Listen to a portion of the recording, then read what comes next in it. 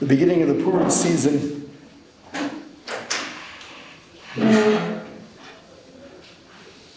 And Purim is always that festival. While people have a great time with it, they wonder, where is its place in Judaism? We almost worship the mind.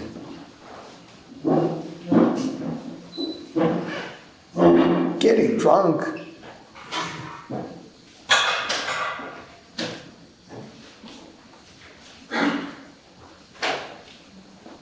We're thinking people. We're thinking people. We're feeling people. Getting drunk. That's a place for a Jew. And it's supposed to be all the way up there. Purim is like Yom Kippur.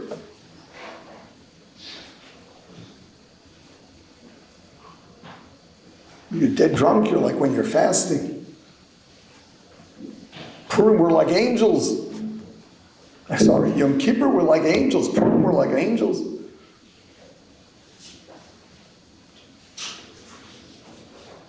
So every year I love going through the Purim story as it really happened, because there are some things that you can miss in the Megillah.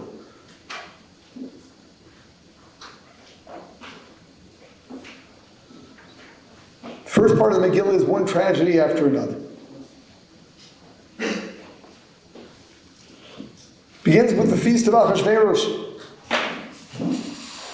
to commemorate the fact that the temple was not rebuilt. The prophet Yirmiyahu said it was going to be 70 years. Achashverosh was another one of those kings who calculated the 70 incorrectly. But according to him, the time had come. It wasn't rebuilt. That is a sign the Jews are done. He celebrates. He takes out the vessels of the temple that were taken from the Babylonians who took them from the Jews. And parties.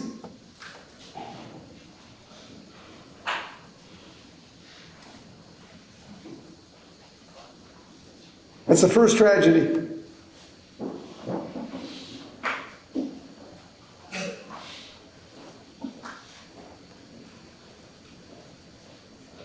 The Jews also took part in his feast, which is another tragedy. And then Vashti is executed. And Esther becomes the queen. I don't know what you think about it, but for the Jews, tragedy. Be the queen to Achashverosh.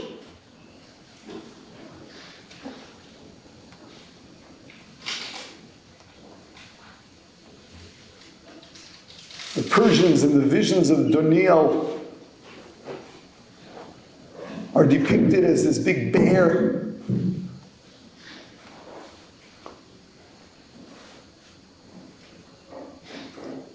And the Gemara explains, they ate like bears. Do you know how much bears eat?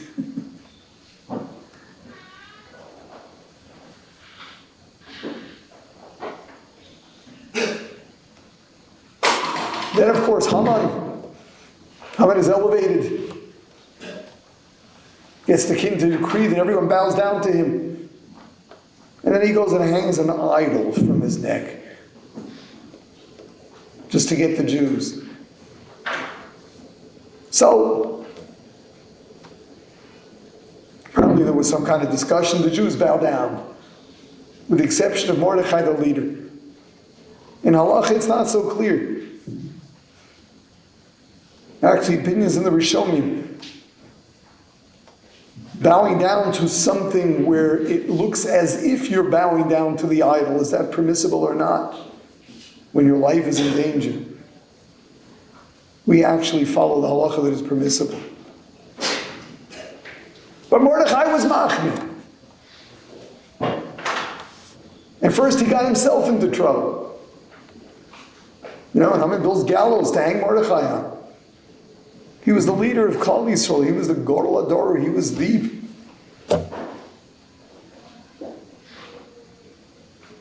He was the man. And then that's not enough for Haman. What, he has a personal enemy that's beneath him. He gets Achashverosh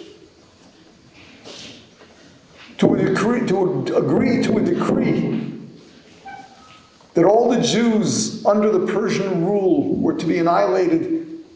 And it seems like the Persian rule, which then in those days extended quite far, included the entire Jewish people.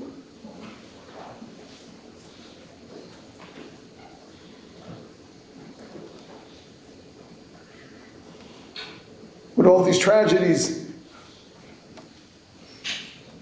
Jews, what do? They put on sackcloth. They already mourned themselves. This was the end. And everything turns over.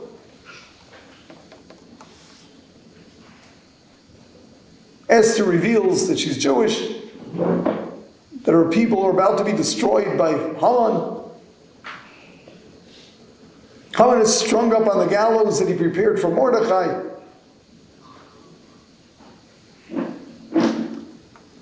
But that's not all.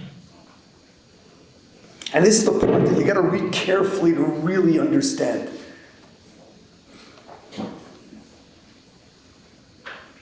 So Mordechai and Esther are there in front of Achashverosh, and they say, listen, what do we do about this decree?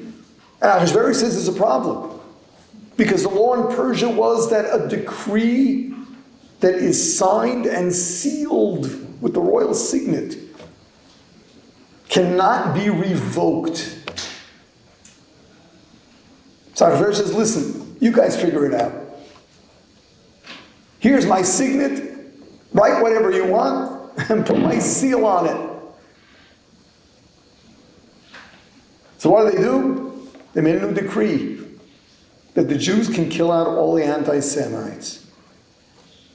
And then they sent them with messengers that outdid the original ones, got there more quickly than the second messengers, than the first messengers. I got to think about this one. Come on. Achashverosh would ever have agreed to get rid of all the anti-Semites in the Persian kingdom? Achashverosh never agreed to such a thing. How did we get a decree to get rid of all the anti-Semites?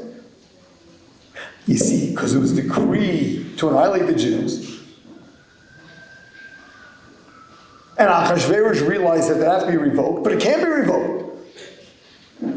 So he gave Mordechai the power to find some way to outdo this one. So from that, we got this decree to get rid of the anti-Semites. So what was the real purpose of the decree to annihilate the Jews? The real purpose was so that there would be a decree to get rid of all the anti-Semites. Who were these anti-Semites? Aside from being Amalek, these were the Kosvei Sitna, as they were called. The Jews had gotten permission to return to Jerusalem and rebuild the temple. And then there were these hate messages that were sent to the king to say that the Jews are planning to build their own empire in Jerusalem. They're rebelling against you. So he halted the rebuilding of Jerusalem. Once they were gone, we could return. And who indeed ordered the rebuilding of the temple? Darius II, the next king, the one after Achashverosh, which according to the Medrash was actually Esther's son, which means that a Jewish king was planted in the Persian Empire so that the second temple would be built. What a story. Everything we lamented, everything we feared, absolutely everything we feared, everything we cried about was really for our benefit. But that's not all either. The Jews took part in that celebration at the beginning of the Megillah, and that was a tragedy. The whole story of Purim flipped everything around. Kimu v'kilu Yehudim, because of these miracles. The Jews strengthened themselves. We accepted the Torah on a level we never did before. We didn't just say, okay, I guess we agree. They said, wow. Kabbalah's HaTorah may rotzon, out of their own free will. So even that had a happy end. What's the moral of the story? The moral of the story is we don't know anything. We don't know anything. We cry about things. We have fears. We lament.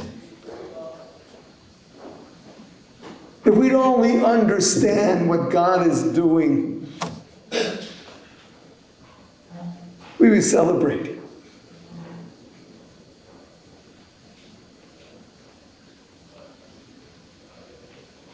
King David writes in the Psalms in Tehillim, Shir HaMalos, a song of ascents. B'shuv Hashem es Shiva Zion.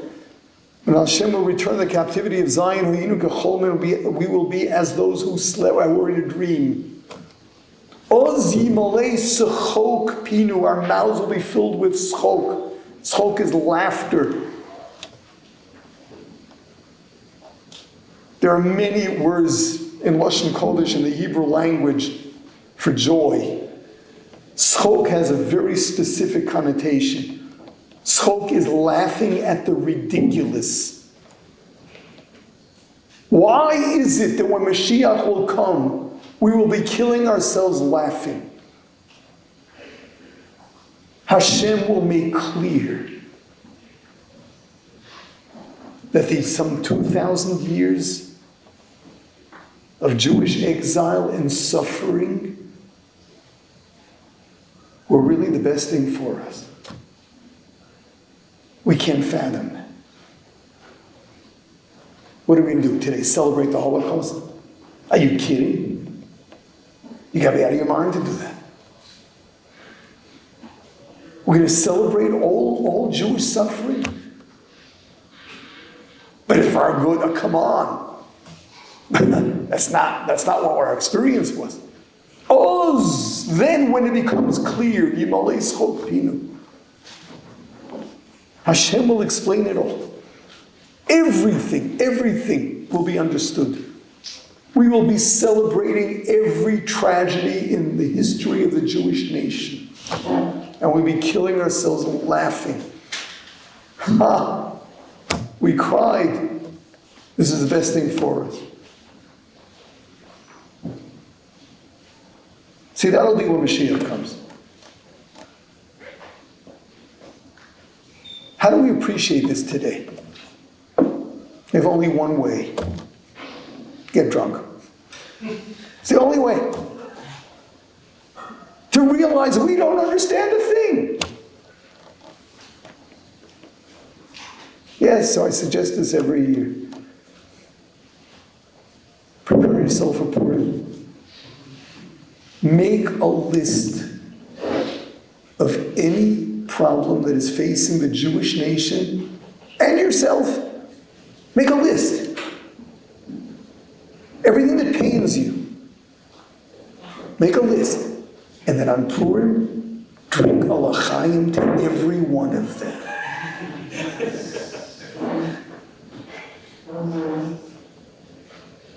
Because that's Purim. We don't know anything.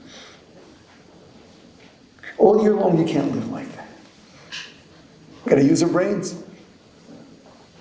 We cry, we worry. Purim, we read the story, we understand everything's upside down.